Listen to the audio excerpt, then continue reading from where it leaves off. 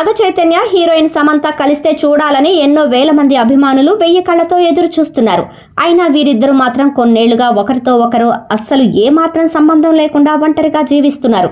కానీ వీరిద్దరూ విడిపోయి ఇన్నేళ్లైనా వీరికి సంబంధించి ఏ చిన్న విషయమైనా సోషల్ మీడియాలో ఇట్టే ట్రెండ్ అవుతూ ఉంటుంది. అయితే తాజాగా చైతు శామ్ కలిసి ఉన్న ఓ వీడియో బయటకు వచ్చింది. అందులో వీరిద్దరి ఎమోషనల్ ఫీల్ అదిరేలా ఉంది, మనసును తాకుతోంది.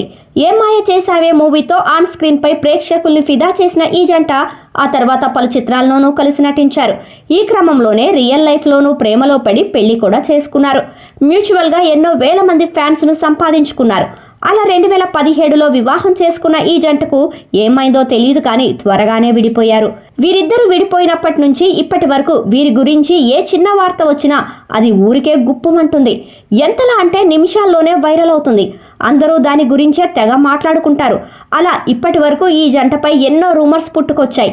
అయినా ఎన్ని రూమర్స్ పుట్టుకొచ్చినా వీరిద్దరూ మళ్ళీ కలుస్తారని, అందుకే వేరే పెళ్లి కూడా చేసుకోకుండా ఒంటరిగా జీవిస్తున్నారని ఫ్యాన్స్ అనుకుంటూ ఉంటారు. తాజాగా ఓ డైహార్డ్ ఫ్యాన్ చైతు శామ్ ను కలిపి ఓ వీడియోలో ఉంచి ఎడిట్ చేశారు.